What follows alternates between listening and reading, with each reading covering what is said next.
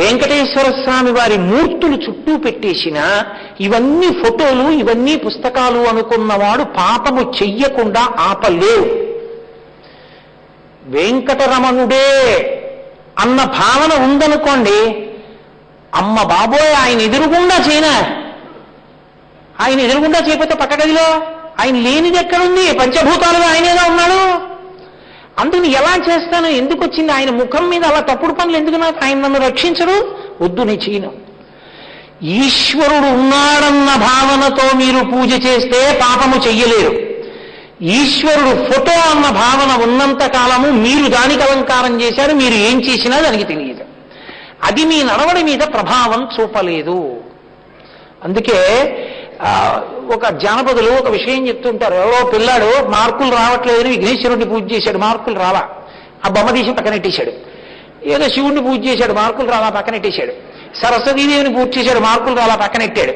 4వ నెలలో వెంకటేశ్వర స్వామిని మొదలెట్టాడు. అగరత్తులు తీసుకొచ్చి వెలిగించి ఆయనకి ఇలా చూపిస్తున్నాడు. పొగ అక్కడ ఉంటుందా, అలా పోయి మేడమెట్ల కింద పెట్టిన విగ్రహాల దగ్గరికి వెళ్ళింది, చూశాడు. ఒక్క మార్కు వేయించలేదు కానీ పొగ పీల్చేస్తున్నారా అగరత్తుల పొగ అని గబగబా వెళ్ళి గుడ్డలు తీసుకొచ్చి వాటి ముక్కు కట్టేస్తున్నాడు. అకస్మాత్తుగా గణపతి, శివుడు, సరస్వతి అందరూ ప్రత్యక్షం అయ్యారు. అదేంటి, నేను పూజ చేస్తే కనపడలేదు, ముక్కు గుడ్డలు కడితే కనపడ్డాడన్నారు. ఒరే నువ్వు పూజ చేసినప్పుడు ఎప్పుడైనా మేము ఉన్నామనుకుని చేస్తే కదరా నువ్వు చేసింది, ఇవాళ అగరత్తుల పొగ పీల్చేస్తున్నామంటే మేము ఉన్నామనుకుని ముక్కు గుడ్డలు కట్టేసి అందుకు లేచి వచ్చాను రా అన్నారు.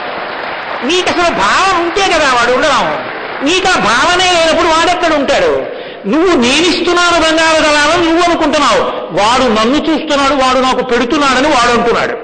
వాడు పెట్టింది నాకు కావాలా, నువ్వు ఇచ్చింది నేను పుచ్చుకుంటానా, నీ అహంకారం నాకెందుకురా, వాడి వినయం నాకు కావాలి కానీ, అందుకు నా పూజ పుచ్చుకున్నా, వెళ్ళి చూడన్నాడు. తెల్లబోయాడు తొండమాన్ చక్రవర్తి చూసి. ప్రపంచానికంతటికీ పాఠం చెప్పాడు. సంస్కృతంలో వ్యాసుడు చెప్తే మనకు అర్థం కాదేమో అని భీముణ్ణి అనుగ్రహించాడు.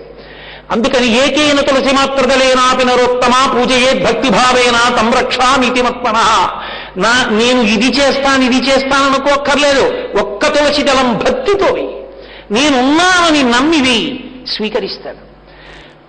పొద్దున్నే వచ్చి పూజ చేసేసి ఒక్క గంట సేపు అద్భుతంగా గంటలు కొట్టేసి నీరాజనం ఇచ్చేసి నామాల్లరీ చేసేసి బయటికి వెడుతూనే అవశ్యాని శరీరాన్ని అందరి డబ్బు నాకే రాని అని పూజలు మొదలెడితే ఎందుకది నేను స్వీకరించను. నేను ఉన్నానని నువ్వు బతకగలిగితే నేను నీకున్నాను. ఇప్పుడు ఆయన ఏం చేశాడో తెలుసా అండి, అది తరిగొండ వెంగమాంబ గారి రచన అంటే. ఆయన అంతటా ఉన్నవాడు, విశ్వం అంటే వ్యాప్తి చెందినవాడు. భీముడు ఇంట్లోంచి పైకి రాలేడా, రాలేదు. ఆయన అకస్మాత్తుగా గరుడ వాహనం ఎక్కి వచ్చాడు. గరుత్మంతుడు రావడం అంటే మాటలా, మహాభారతంలో నన్నయ్య గారు వర్ణిస్తారు, ఆతతపక్షమారుత వ్రయకంపిత ఘూర్ణితాచల వ్రాత మహర్ణ ఉండు అని. ఆ బంగారు రెక్కలిలా అల్లారుస్తుంటే వేదనాదాలు వస్తాయి అందులోంచి. గరుడ వాహనమెక్కి వెంకట విభుండు ప్రేమతోడ భీముడున్న చోటికింబోయి, ఓయి పుణ్యపురుష రమ్ము నేడు నీకు సాయుధ్యమిత్తునటంచు అన్నారు వెంగమాంబ గారు. గరుడ వాహనం ఎక్కి వెళ్ళి ఆయన ఇంటి ముందు దిగి, ఓహో పుణ్యపురుష రావయ్య నీకు సాయుధ్యం ఇస్తానని ఆయన్ని గరుడ వాహనం ఎక్కించి శ్రీ మహావిష్ణువు యొక్క ఉభయనాంచారులు తమ మెడలలో ఉన్న హారాల్ని బట్టల్ని ఆయన భార్య తమాలినికి కప్పితే గరుత్మంత వాహనం ఎక్కించి పంపించాడు. అందుకే పరవశించిపోయి తరిగొండ వెంగమాంబ గారు చించు నాటకము అని ఒక నాటకం చేసింది. అందులో చించిత అంటే ఆవిడకేం తెలియదు.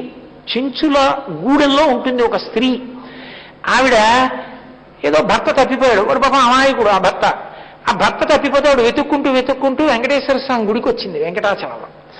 వస్తే ద్వారపాలకులు అడ్డుపెట్టారు, జైవిజీయులు అడ్డుపెట్టి తమాషా చూద్దాం చించిత కదా అని ఎందుకు వచ్చావన్నారు. ఆవిడ ఏదో చెప్పింది. మీ ఊళ్ళో ఏముంటుందన్నారు. మా ఊళ్ళో వెంకటేశ్వర స్వామి ఉంటాడండి. ఆవిడ ఏం చేస్తుంటాడంటే, అబ్బో ఇలా ఉంటాడు అలా ఉంటాడు, మాతో ఆడుకుంటాడు, మాతో జంతికలు తింటాడు, మాతో పాటలు పాడుతూ ఉంటాడండి. ఎలా ఉంటాడు మీ వెంకటేశ్వర స్వామి, మా వెంకటేశ్వర స్వామిని చూడన్నారు. ఆవిడ ఇలా చూసింది ఎలా ఉన్నాడన్నారు. అంటే ఆవిడ వర్ణించింది, ఒక చించితకి వెంకటేశ్వరుడు ఎలా కనపడతాడో అలా వర్ణించి. అసలు ఆ వర్ణన అద్భుతమే, ఆ ద్విపద. అందులో ఆవిడ ఒక చోట వెంకటేశ్వర స్వామి వారి గురించి చెప్తూ అంటుంది, మినమినా మెరిసేటి గదించు గుండనిదేదో తలపైన గదించి పెట్టుకున్నాడు, దాని మీద పూదండ చుట్టుకున్నాడు. ఆవిడికి కిరీటం అండం రాదు, అందుకని మినమినా మెరిసేటి, మిలమిలా మెరిసిపోయి గుండ్రంగా ఉంది ఏదో సోల్లాగా, అదేదో తల మీద పెట్టుకున్నాడు. అది కూడా గదించి తలకి మొక్కుకునేట్టుగా పెట్టుకున్నాడు, ఇలా ఇలా కదిలినా పడదు అలా పెట్టుకున్నాడు. గదించి పెట్టుకున్నాడు, దాన్ని చుట్టూ పూదండ చుట్టుకున్నాడు. ఏమిటో తలలో పెట్టుకుంటారు ఎవరైనా, ఏమిటో అదేమిటో పెట్టుకుని దాన్ని చుట్టుకున్నాడు అలా అందావిడ. అంటే ఒక చించిత అమాయకత్వం అని ఆవిడండి. మిలమిలా మెరిసేటి మొసలి పిల్లలను చెవులకు చక్కగా తగిలించుకున్నాడు. మకర కుండలాలు అవిటి మొసలి పిల్లలు మెరుస్తున్నాయి, వాటిని పెట్టుకున్నాడు చెవులు కింద ఆవిడ. మనం అంటాం స్వామివారి వస్త్రాలంకార సేవ, స్వామి పట్టుబట్ట కట్టుకున్నాడంటాం. ఆవిడేమందో తెలుసా, పచ్చ పచ్చగా నుండు ఒప్పెడిదేదో అచ్చటచ్చట అచ్చుగా అద్దుకున్నాడు అంది. అన్ని ఆభరణాల్లో ఆయన బట్ట ఎక్కడ కనపడుతుంది, ఓ చోట అంచు కనపడుతుంది, ఓ చోట పచ్చగా కనపడుతుంది, ఓ చోట ఎర్రగా కనపడుతుంది. ఆవిడండి గుడ్డ ముక్కలు ఏమిటో అక్కడక్కడ అంటించుకున్నాడు, బట్టలు కట్టుకోలేదండి ఆవిడ. చించిత అమాయకత్వం. అసలు అద్భుతం ఎక్కడంటే, కూసేది ఒకటి గుండూది ఒకటి, రెండునూ చేతులను పట్టుకున్నాడు అంది. ఒకటి గుండ్రంగా ఉంది, అదేదో ఇలా పట్టుకున్నాడు, సుదర్శన చక్రం. కూసేది ఒకటి, ఆయన ఇలా అంటే కూస్తోంది, అదేమిటో అది ఇలా పట్టుకున్నాడు. శంఖ చక్రాలు పట్టుకున్నాడు అనలేదు. కూసేటిదొకటి గుండూదిదొకటి, రెండు చేతుల యందు పట్టుకున్నాడు. అసలు ఒక చించిత వెంకటేశ్వర దర్శనం చేస్తే ఎలా మాట్లాడుతుంది, ఆ బట్ట ఎలా ఉంటుందంటుంది, ఆ పాదాల మీద మెట్లు తులసి దళాలు. అసలు వెంగమాంబ గారు చించిత రూపంలో చెప్పి ఆవిడ భక్తి, ఆవిడ వెంకటేశ్వరుడితో బంధుత్వం పెట్టుకుంది. ఎలా పెట్టుకుందో తెలుసా, మా అక్కే చెంచులక్ష్మంది. మా అక్క చెంచులక్ష్మిని బలవంతంగా ప్రేమించి పట్టుకుపోయాడు మా బావ నరసింహస్వామి. వెంకటేశ్వరుడు మా మరిదండి. మరి నరసింహుడి తమ్ముడు కాదు, తరిగొండ నరసింహుని తమ్ముండు వీడు, కావున నాకు మరిదవును వీడు నాకు మరిది అని అలా నించుంటాడేమిటండి. అది భక్తి, అది బంధుత్వం అంటే, అది చొరవ. త్యాగరాజస్వామి ఓ చోట అంటారు, ఎన్నాళ్ళు సీతమ్మే వడ్డించాలి ఏంటి, నేను వడ్డిస్తాను, పోనీ నేను వండితే సహించాలి. మా ఆవిడ బాగా వండుతుందో, ఏమిటి చారు ఇలా పెట్టేవంటావేమో, సీతమ్మే వండుతుంది, ఆవిడ చక్కగా నించుంటుంది, నేను పెడతాను ప్రేమ మీర, నువ్వు ఒక్కడివి తినవు, లక్ష్మణస్వామితో కలిసిరా, ఇద్దరికి పెడతాను తిను. భగవంతుని యందు భక్తుడికి ఒక చొరవ, ఒక స్వాతంత్రం, ఒక బంధుత్వం, ఒక ఆనందం ఉండాలి. ధర్మరాజు గారితో మాట్లాడుతూ నారదుడు అంటాడు, కామోత్కంఠత గోపికల్ భయమనం కంసుండు వైరక్రియా సామాగ్రిం శిశుపాల ముఖ్య నృపతులు సంబంధులై విష్ణులు ప్రేమన్ మీరలు భక్తి మేము ఇది చక్రింగంటిమి ఎట్లైన నుద్ధామధ్యాన గరిష్ఠులైన హరిచందన్ వచ్చు ధత్రీశ్వర అంటాడు. ఏదో ఒక అనుబంధం పరమేశ్వరుడితో ఉండాలి. అలా అనుభవించింది, అది ఆయన కారుణ్య స్వరూపం. భీముడికి అంత గొప్పగా గరుత్మంతుడు ఎక్కించి తీసుకెళ్లి మోక్ష పదవి కట్టపెట్టాడు. ఎవరికి ఏమీ తెలియకపోయినా కేవలం భక్తి తత్పరతతో తన మ్రోల నిలబడినటువంటి వాడికి అంత గొప్ప సదవకాశాన్ని కల్పించాడు మహానుభావుడు. అందుకే మీరు ఇప్పటికీ చూడండి, ఒక్క వెంకటేశ్వర స్వామి వారికి మాత్రమే చెందినటువంటి చాలా చాలా గొప్ప విశేషం ఏమిటో తెలుసా, ఇక్కడ మీరు చూడరు కానీ బాగా పల్లెపట్టులలో మీకు ఆ అమాయకత్వం కనపడుతుంది. వాళ్ళు అన్నం తినేసి వస్తారు. నేను ఒకప్పుడు ఒక ఊరు ఉపన్యాసానికి రమ్మంటే ఏదో తప్పనిసరి పరిస్థితుల్లో వెళ్ళాను. ఆ ఊరు వెళ్ళి సరే ఉపన్యాసం చెప్దామని 6:30 అయిపోయింది. ఆ యజమాని అంటాడు, ఎందుకు తొందరపడతారు, కూర్చోండి, పలహారం చేస్తారా, మీరు ఊరు వెళ్ళేటప్పటికి 1 గంట అవుతుంది కానీ అడిగాడు. 1 గంట ఎందుకో, 50 కిలోమీటర్లకు అన్నాను. అంటే మనం మొదలెట్టేటప్పటికి 9:30 అవుతుంది అన్నాడు. 9:30కు మొదలెట్టడం ఏమిట్రా బాబు, నేను అప్పుడు పడుకుంటాను, 9:30కు ఉపన్యాసం ఏంటన్నాను.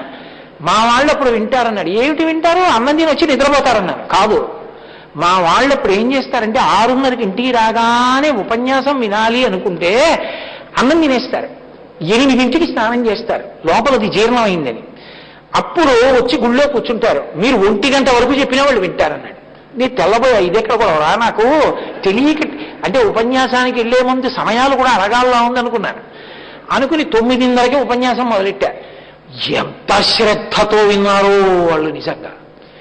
ఒక్కొక్క చోట దేశాచారం అలా ఉంటుంది. పల్లెపట్టుల్లో వెంకటేశ్వర స్వామి వారిది చిన్న దేవాలయం ఉంటుంది. వాళ్ళది భక్తి ఎంత గొప్ప భక్తో.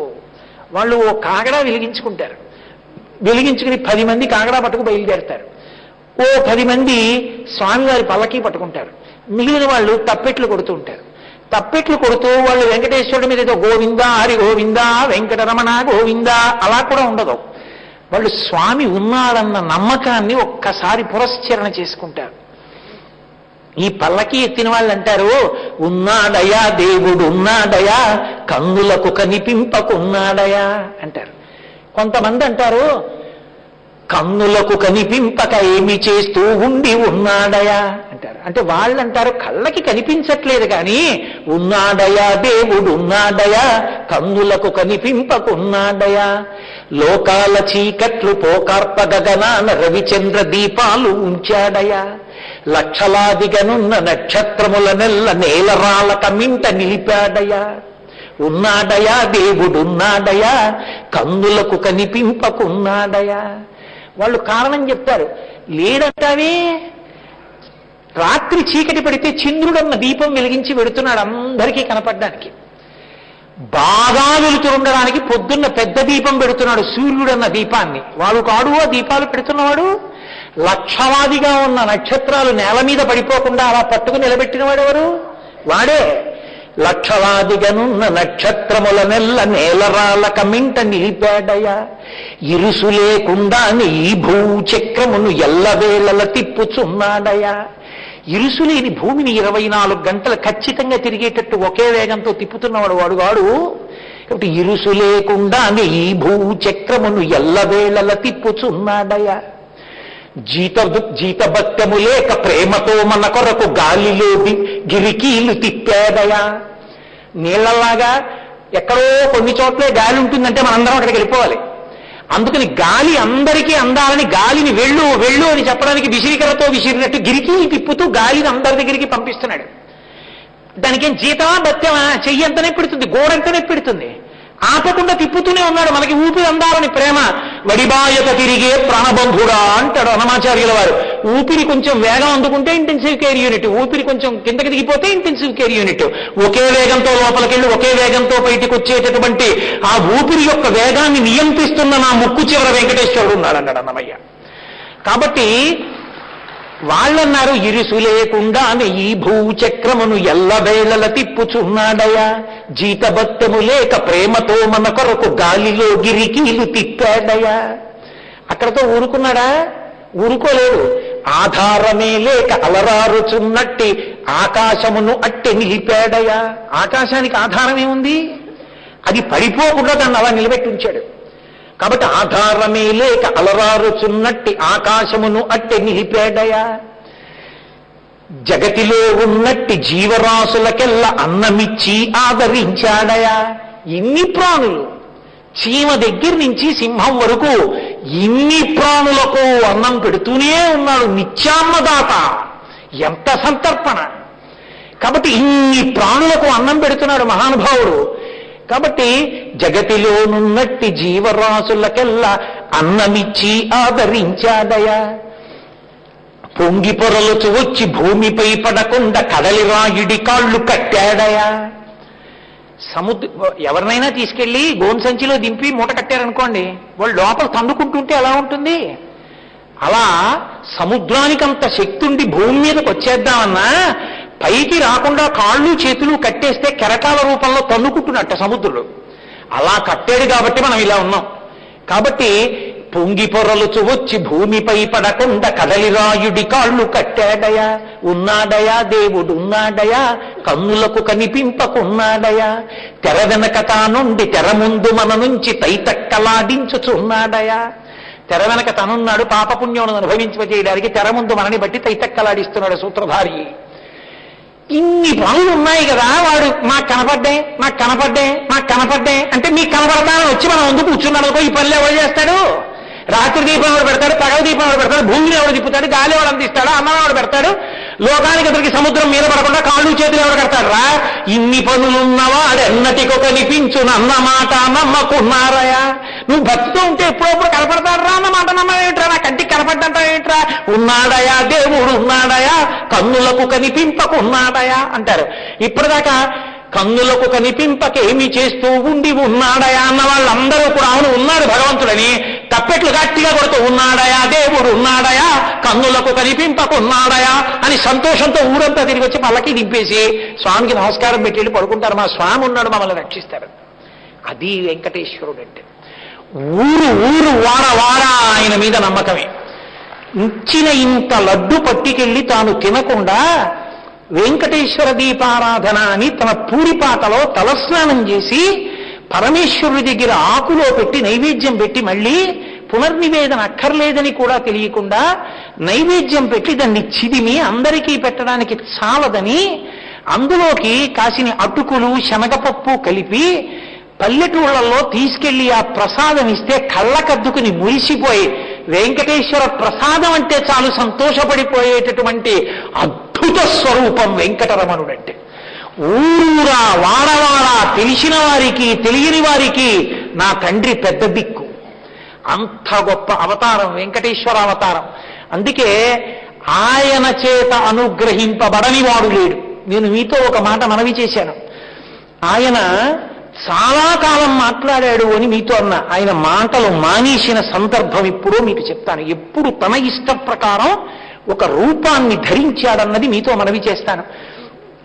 కూర్ముడు అని ఒక బ్రాహ్మణుడు.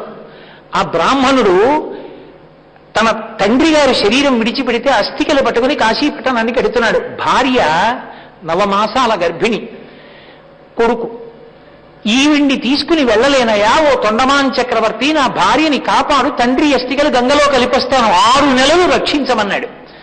తొండమాన్ చక్రవర్తి ఒప్పుకుని ఆ బ్రాహ్మణిని ఆమె కొడుకుని ఒక ఇంటిలో పెట్టి 6 నెలలకి సరిపడ గ్రాసం అందులో పెట్టాడు. 6 నెలలు అయిపోయింది. తొండమాన్ చక్రవర్తి మర్చిపోయాడు. బ్రాహ్మణుడు తిరిగి రావడం ఆలస్యం అయిపోయింది. అబ్బా, తరిగొండ వెంగమాంబ గారు వెంకటాచల మహాత్యంలో ఎంత గొప్పగా అనుభవించిందో. 6 నెలల పద్యం అయిపోయి కూడు లేక కినిసి కినిసి బెండువడి నీరసించి బిడ్డలిరువురును తాను ప్రాణములు విడిచి ధరణి పడిరి అందావిడ. వాళ్ళ బాధని వర్ణించింది ఆవిడ. 6 నెలలకి ఇచ్చి తలుపులు వేసేసాడు. 6 నెలల్లో వస్తారు కదా లేనిపోని ఇబ్బంది. లోపల ఆవిడికి పిల్లాడు పుట్టేశాడు. 2 పిల్లలు, తల్లి. 6 నెలలు అయిపోయింది, పథ్యం అయిపోయింది. ఆ లోపల ఇచ్చిన సరుకు అయిపోయింది. బయట తాళం పెట్టుకుపోయారు. పిలిస్తే పలికేవాడు లేడు. ముందు పెద్దవాళ్ళదా ఆకలి పిల్లలదా? కడుపున పుట్టిన పసిపిల్ల పాల కోసం ఏడిచి ఏడిచి ఏడిచి కంఠం పోయి తల్లి చూస్తుండగా తను తిన్నది లేదు కనుక ఆమె స్తనముల నుండి పాలు రాకపోతే నాకు పాలు రావట్లేదు, నీ ఆకలి తీరట్లేదని ఆ తల్లి ఏడుస్తుండగా పిల్ల చచ్చిపోయింది. చచ్చిపోయిన పిల్లని పక్కన పెట్టి ఏడుస్తుంటే కొంచెం పెద్ద కొడుకు అమ్మా అన్నం లేదమ్మా అన్నం లేదమ్మా అన్నం లేదమ్మా అని ఏడిచి ఏడిచి వాడు చచ్చిపోయాడు. తలుపులు కొట్టి కొట్టి 2 పిల్లలు కళ్ళ ముందు చచ్చిపోతే చచ్చిపోయిన పిల్లల్ని చూస్తూ 10 మాటలు చచ్చి బ్రాహ్మణి చచ్చిపోయింది. ఆ చావు వెనక ఉన్న ఆక్రందాన్ని తరిగొండ వెంగమాంబ గారు ఆవిష్కరించి బెండుబడి నీరసించి 2 బిడ్డలను తాను అని ముందు పిల్లలు తర్వాత తను అని చిన్న పద్యంలో అంత ఆర్తి పొందింది ఆవిడ. 6 నెలలు దాటిపోయింది. దాటిపోయాక కూర్ముడు తిరిగి వచ్చాడు. తిరిగి వచ్చి అడిగాడు, ఏది నా భార్య బిడ్డలని? నీకు కొడుకు పుట్టాడయా, వాళ్ళు వెంకటాచల పర్వతం మీదకి వెళ్ళారు, నా భార్యతో కలిసి తిరిగి వచ్చేస్తారు, నువ్వు ఉండవని చెప్పి అడిగిపోయి బ్రాహ్మణ శాపం తగులుతుందేమోనని పరిగెత్తాడు వెంకటేశ్వర స్వామి దగ్గరికి. నేను మనవి చేశాను కదా, అప్పటికి మాట్లాడుతుండేవారు ఆయన. తొండమాన్ చక్రవర్తి వచ్చాడు, ఏం జరిగిందన్నారు. బ్రాహ్మణిని గదిలో పెట్టి తలుపులేసి తాళం పెట్టాను, 6 నెలలకి సరిపడ గ్రాసం ఇచ్చాను, అయిపోయింది. ఆమెకి ప్రసవమై ఆమె బిడ్డలిద్దరూ మరణించి అస్థికలు మాత్రమే మిగిలాయి. అస్థిపంజరాలున్నాయి, చర్మం కూడా లేదు. గది తలుపులు తీయించాను. ఈ మాట చెప్తే బ్రాహ్మణుడు శాపవాక్కు విడిచిపెడతాడు. ఎలా నా బ్రతుకన్నాడు అంటే వెంకటేశ్వర స్వామి ముఖం జేవురించింది. ఆయన అన్నారు, కలిపురుష లక్షణం. ఇంత ప్రాధాన్యత కలిగిన విషయాన్ని కూడా విస్మరించావు. ఒక గదిలో పెట్టి గర్భిణి అయిన స్త్రీని అన్నం పెట్టాను చాలనుకుని 6 నెలలకి సరిపడనటువంటి పచ్చిమిచ్చి తలుపులేశావు. ఆమె, శిశువు, ముందు కొడుకు, ముగ్గురు చచ్చిపోయారు. ఒక ప్రభువు ఎంత అన్యాయంగా ప్రవర్తిస్తున్నాడన్న దానికి కలిపురుషుని యొక్క ఉద్ధతికి నువ్వే తార్కాణం. నాకు చాలా అసహ్యం వేస్తోంది మీ జీవితాలు చూస్తే. వెంటనే నీ భార్యలతో కలిసి పల్లకీలో పెట్టించి అస్థికల మూటల్ని ఇక్కడికి తెప్పించన్నారు. వెంకటాచల పర్వతం ఎక్కించారు ఎముకల్ని. ఎక్కిస్తే ఇప్పటికీ పాండవ తీర్థమని అక్కడే మహానుభావుడు పరమశివుని యొక్క రుద్రలింగ స్వరూపం క్షేత్రపాలకుడు అక్కడే ఉన్నాడు. ఇప్పటికీ అక్కడే పాండవులకు వచ్చినటువంటి పాపాలన్నింటినీ గోదానం చేయించి పోగొట్టాడు కృష్ణ పరమాత్మ. ఆ పాండవ తీర్థంలో కంఠం వరకు ములిగి నించున్నాడు వెంకటేశ్వరుడు. నిలబడి అస్థికల మూటల్ని విప్పి పెట్టమన్నాడు. అక్కడ పెట్టమని ఆ ఉదకాన్ని తీసి సమంత్రకంగా చల్లాడు. ఆయన చల్లేటప్పటికే ఆ బ్రాహ్మణి 2 పిల్లలు మళ్ళీ పైకి లేచారు. లేచి ఆమె తన భర్తతో చెప్పింది, నేను వెంకటేశ్వర గర్భమునందు కొన్ని లోకాలు చూశానని. నీవు అదృష్టవంతురాలి అన్నాడు ఆయన. అప్పుడు అన్నాడు, నేను మాట్లాడుతున్నాను కదా అని నీ నిర్లక్ష్యంతో నీ ఇచ్చ వచ్చినట్టు ప్రవర్తించి నా దగ్గరికి వచ్చావు. ఇక పైన నేను మాట్లాడను. నేను ఇక నుండి ఎవరిని అనుగ్రహించాలనుకుంటానో వారిని అనుగ్రహిస్తూ ఉంటాను. నేను అన్నీ చూస్తూ ఉంటాను, అన్నీ తెలుసుకుంటూ ఉంటాను, అన్నీ వింటూ ఉంటాను. ఎవరు ఎక్కడ ఉండి మనసులో ఏ మాట అనుకున్నా నాకు వినపడుతుంది. నాకు వినపడదు అనుకోవద్దు. నేను ఇక నుండి పద్మపీఠం మీద నిలబడి ఉంటానని ఆనాడు తనదైన శైలిలో ఎవరూ నిర్మించలేదు. అందుకన్నాడు వ్యాసుడు, నకృతం దైవ సంఘైశ్చ నకృతం విశ్వకర్మణ స్వేచ్ఛయా క్రీడతే తత్ర ఇచ్ఛారూపం విరాజిత. ఆయన అనుకుంటే కదులుతాడు. ఆయన ఎవరికైనా ఏదైనా కదిలి రక్షించాలనుకుంటే ఆయన ఎవరో ఒకరి రూపంలో వచ్చి కలుస్తాడు, కలిసి రక్షిస్తాడు. సభాముఖంగా ఇది చెప్పచ్చో చెప్పకూడదో నాకు తెలియదు, కానీ ఇతర సభలలో నా వ్యక్తిగత అనుభవాలు చెప్పను అసలు. కానీ ఇతర సభలలో 1-2 పర్యాయాలు చెప్పాను, అందుకు చెప్పేస్తున్నాను. ఒకసారి నేను నా భార్యా బిడ్డలతో కొండకొచ్చాను. కొండకొచ్చి ఒక్కసారే దర్శనం చేసుకున్నాను. మర్నాడు వెళ్ళిపోవాలి సాయంకాలం. ఎందుకో ఇంకొక్కసారి స్వామిని చూడాలని మనస్సు తీవ్రమైన పరివేదన పొందింది. కానీ ఎలా? పిచ్చేళ్ళలో ఏమిటో నడుచుకుంటూ, పూర్వం వైకుంఠం క్యూ కాంప్లెక్స్ దగ్గరే ఉండేది కరెంట్ రిజర్వేషన్ కౌంటర్. తెల్లవారుజాము సమయంలో అక్కడికి వెళ్ళాను. వెళ్ళి నిలబడ్డా. పెద్ద క్యూ ఉంది. పెద్ద పెద్ద టికెట్లు కొనగలిగినంత స్తోమత అప్పుడు నాకు లేదు. ఈశ్వరుడు ఇప్పుడు కొంత ఇచ్చాడు, అబద్ధం ఎందుకు? ఈనాళ్ళు ఉద్యోగం చేసి 5,000 రూపాయల టికెటే కొనుక్కోలేనా? ఆనాడు అంత స్తోమత కూడా నాకు లేదు యథార్థంగా. కాబట్టి నించుని చూస్తున్నా. 100 రూపాయలు అయితే కొనగలను. నాకు ఎలా దొరుకుతుంది? అర్చనానంతర దర్శనం దొరుకుతుందా? దొరకదు నాకు. కాబట్టి అవధిహ వెంకటేశ్వర దర్శనం అని. ఏమో, నువ్వు అనుగ్రహిస్తే ఎందుకు అవదయా? అవుతుంది. నువ్వు నన్ను అనుగ్రహించగలవా? వెళ్ళిపోనా అనుకున్నానంతే. ఇంతంత రాళ్లు పడ్డాయి ఆకాశంలోంచి. చీకటిగా ఉంది, వడగళ్ళవాన, ఇంతంత రాళ్లు. తల బద్దలైపోతుందేమో అని ఎక్కడి వాళ్ళు అక్కడ పారిపోయారు. అందరూ పారిపోతే నేను ఆ క్యూలో పారిపోయాను. ఇంతే ఉంది, అంతే. 2 పడితే పడ్డాయా అని చేతి మీద పెట్టుకుని నించున్నా. చిన్ని ఏవో పడి పక్కకి పోయి ఆ షెల్టర్ కిందకి వెళ్ళిపోయా. ఇలా వెళ్ళా. అర్చనానంతర దర్శనం దొరికింది. స్వామి నన్ను రక్షించాలనుకుని వెళ్ళిపోయా దర్శనం. పిలిస్తే పలుకుతాడు, నన్ను నమ్మండి. నేను ఏదో కంఠశోష ఉపన్యాసం చెప్పానని మీరు అనుకోవద్దు. నేను పరమ ఆర్తితో నమ్మి చెప్పుకుంటున్నది ఇది తప్ప నేను ఏదో సంతోషానికో సరదాకో ఏదో నాకు 4 మాటలు వచ్చనో నేను చెప్తున్నానని మీరు దయచేసి అనుకోవద్దు. నేను నమ్మి చెప్పుకుంటున్నాను మీకు. నేను చెప్పుకోలేను నా వ్యక్తిగత అనుభవాలు సభలలో. కానీ వెంకటరమణుడు ఎన్ని పర్యాయములు, ఎన్ని రకాలుగా అనుగ్రహించాడో నాకు కాదు, నాతో ఉన్న అంతేవాసులు, నా అంతేవాసులు గోపాలకృష్ణ గారు వాళ్ళందరికీ తెలుసు. పిలిస్తే పలికే దైవం వెంకటేశ్వరుడు. అంతటి గొప్ప స్వరూపం మహానుభావుడిది. ఆనాటి నుండి ఆయన మాట్లాడడం మానేశాడు. మాట్లాడడం మానేసి మౌనంగా ఎవరిని ఎలా అనుగ్రహించాలో అలా అనుగ్రహించడం అప్పుడు మొదలుపెట్టాడు. అంత మాత్రం చేత ఆయన పరిపాలకుడు కాకపోడు.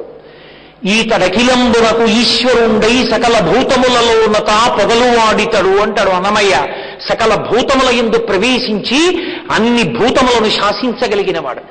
తనదైన శైలిలో ముద్రపట్టాడాయన. అందుకే పద్మాసనస్థయో పద్మావతీదేవి నిజవక్షమందున నిలుపుకొనుచు నరులకు తన చరణములే గతి అని దక్షిణ కరము పాదములు చూప నా చరణములు నమ్మిన వారలకు ఈ భవాంబోధి కటిదగ్నమగు నటంచు వామహస్తంబు కటిభాగమున నుంచుకొని చూపరులకు సూచించుచుండ పరమ పావన శేష పర్వతము మీద అలరు ఆనంద నిలయమందునను నిలిచి పరమ దివ్యమంగళ విగ్రహం డవ్యయుండు పరమ పావనుడు వెంకటేశ్వరుడు వేట్క.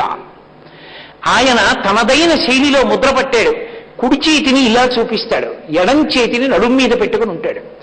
ఇలా ఉండడానికి కారణం నా పాదములను నమ్మండి. ఎవరు నా పాదములను నమ్మారో, ఎవరు నా పాదములను పట్టుకున్నారో వాళ్ళకి భవాంబోధి కటిదగ్రమగు నటంచు.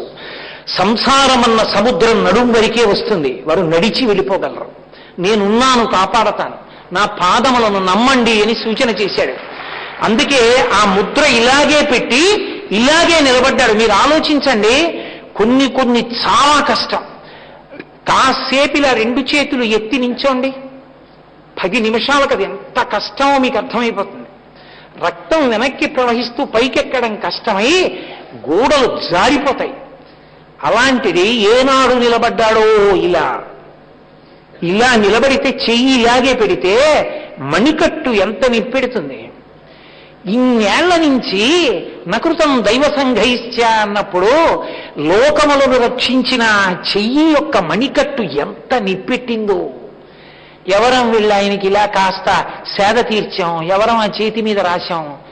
స్వామి అలా పట్టుకుని నించున్నావే, ఆ చెయ్యి ఎంత నిప్పెట్టిందో, బుద్ధిహీనుణ్ణి ఇలా తిరుగుతున్నాను, నమ్ముతాను తండ్రి, నీ పాదములను నమ్ముతాను, ఇక నుంచి ధూర్తతనంతో ప్రవర్తించను, ధర్మాన్ని విడిచిపెట్టను అని ఎవరమన్నాం?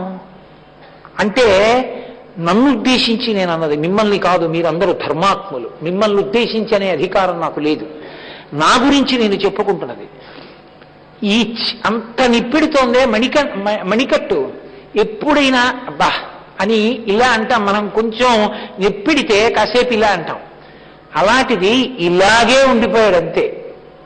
ఇందరికీ అభయములిచ్చు చేయి కందువకు మంచి బంగారు చేయి. ఏమి కారుణ్యమూర్తి, ఏమి ముద్ర. ఎందుకు ఆ పాదములు చూడమంటాం? ఒక్కటే కారణం, ఆయన పాదముల అడుగున ఉన్నాయి చిహ్నములు. రేఖామయధ్వజ జుదాకలశాత పత్ర వజ్రాంకుశాంబురుహకల్పక శంఖ చక్రై భవ్యైరలంకృతతలౌ పరతత్వ చిహ్నై శ్రీవేంకటేశ చరణౌ శరణం ప్రపద్యే. దాని ఎందుంది రహస్యం? అసలు వెంకటేశ్వర స్వామి వారి పాదముల యొక్క అడుగు భాగాన్ని చూసేవాడెవరో తెలుసా? పరమయోగీంద్రులకు భావగోచరమైన సరిలేని పాదాల జంటగంటి అంటాడు. కనపడుతున్నాయిగా, వెళ్ళి చూస్తే శుక్రవారం. మరి ఇంకేమిటి? కాదు, పరమయోగీంద్రులకు కనపడతాయన్నాడు అన్నమయ్య. ఎందుకో తెలుసా? భక్తి నిజమైతే, మనని చూసి వెంకటరమణుడు పొంగిపోయింది నిజమైతే, నేను వెళ్ళి ఆయన కాళ్ళ మీద పడ్డాననుకోండి, రా రా రా రా రా రా అబ్బా నానా వచ్చావురా అని ఇలా 2 భుజాలు పట్టి పైకెత్తి మళ్ళీ ఇలాగే నించుంటాడా? కూర్చుంటాడా? కూర్చోదా అని భంగిమ మారుతుందా మారదా? ఇలా దా కూర్చో అన్నప్పుడు చేయి మారిపోయిందా? కూర్చో అని కూర్చోపెట్టుకుంటే నేను అక్కడ కూర్చుంటానా? ఇలా దగ్గరగా జరిగి స్వామి దగ్గరికి వెళ్ళి ఆ పాదాలు చూసి, శంకరులు చెప్పారు ఈ రహస్యం శివానంద లహరిలో, పొంగిపోయి ఆ పాదాలని చూసి, ఈశ్వరా అబ్బా ఒక్కసారి ముట్టుకోవద్దా అండి అంటే ఆయన చూసి నవ్వి అన్నాడు అనుకోండి, గృహీత్వా హస్తాభ్యాం అలా పైన పట్టుకుని ఇలా అరిచేతులు ఇలా పెడితే ఆయన సంతోషించి ఎత్తి పెట్టాలి ఆ చేతుల మీద పాదాలు.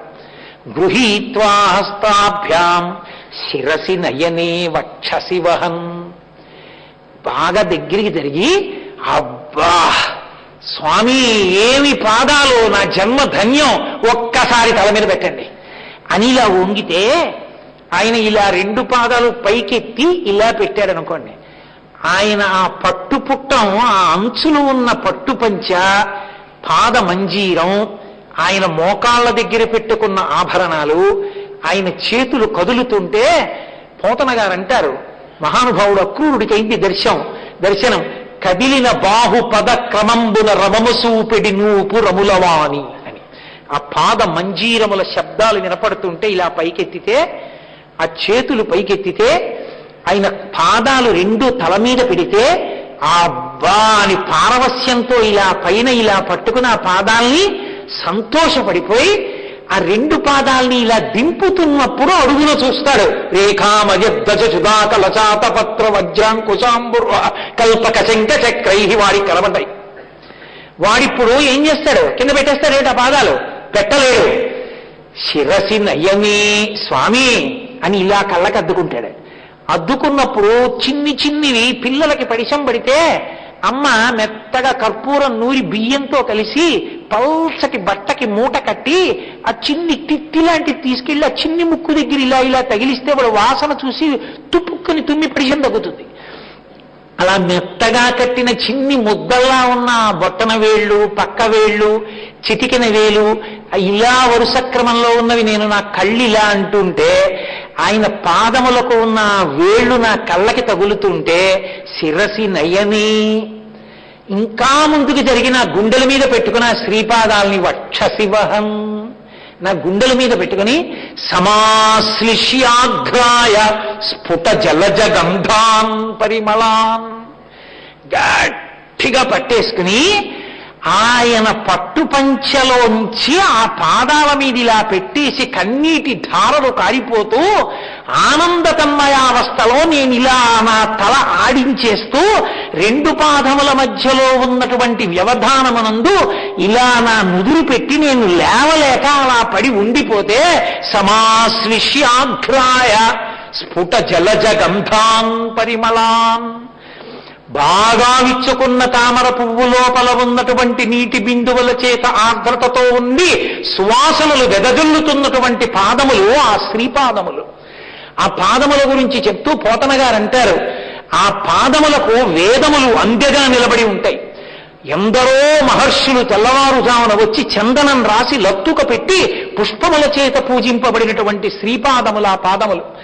అటువంటి పాదములు బలిదైత్యేంద్రకరద్వయీకృత జల ప్రక్షాళన వ్యాప్తి కింజలజాతాక్షుడు సాచ యోగి సుమన సంప్రద్ధిత శ్రీదమున్ కలితానంద రమాలలాట పదవీ కస్తూరికాషాదమున్ నలినామోదము రత్ననూపురము నానావేదమున్ పాదమున్ అంటారు పోతన గారు.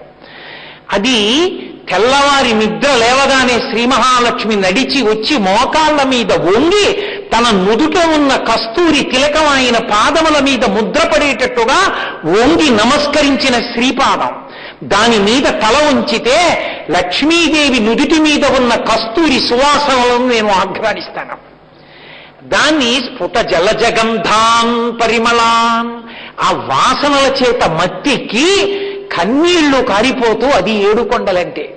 7 కొండలంటే అష్టాంగ యోగంలో 7 మెట్లెక్కి 8వది సమాధి.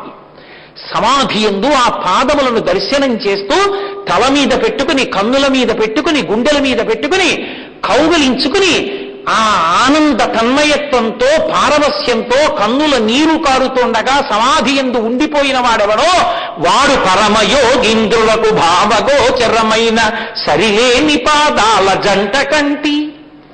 అది దర్శనం. అలా నేను ఇప్పుడైనా చెయ్యగలనా? చేస్తే అలభ్యాం బ్రహ్మాబ్జై ముదమనుభవిష్యామి హృదయే. అది ఆనంద నిలయం. నా ప్రమేయం లేకుండా లోపల నుంచి ఆనందం పొంగిపోతుంటే ఆ స్వామి శ్రీపాదములను తల మీద పెట్టుకుని ఆ కింద రేఖలు చూస్తూ, తండ్రి పరమపావనమైన పద్మముల వంటి చేతులు కలిగిన పద్మావతీదేవి పద్మముల వంటి నీ శ్రీచరణములను ఒత్తుతూ ఉంటుంది. పద్మగర్భుడు ఆ నాభికమలంలోంచి పద్మంలోంచి పుట్టిన 4 ముఖముల వాడున్నాడే బ్రహ్మగారు. ఆయన పైనుంచి కిందకి పాదములను చూస్తుంటాడు. 1000 పడగలతో భూమిని మోసేటటువంటి శేషుడు ఆ కన్నులతో ఇలా పైకెత్తి పాదములను చూస్తుంటాడు. గుండెలలో ఉన్న లక్ష్మి నాకు కోరిక తీరలేదని పద్మపీఠమై తన మీద ఆ పాదములు ఉంచుకుని సేవిస్తోంది. ఇంతమంది సేవిస్తున్న ఆ పాదములను నేను నమ్మి చూడగలిగితే నా జన్మ అదృష్టం. అందులో ఉన్న ఆ గద ఉన్నది, అది కౌమోదకి భూమిని రక్షిస్తుంది రాక్షసుల నుండి.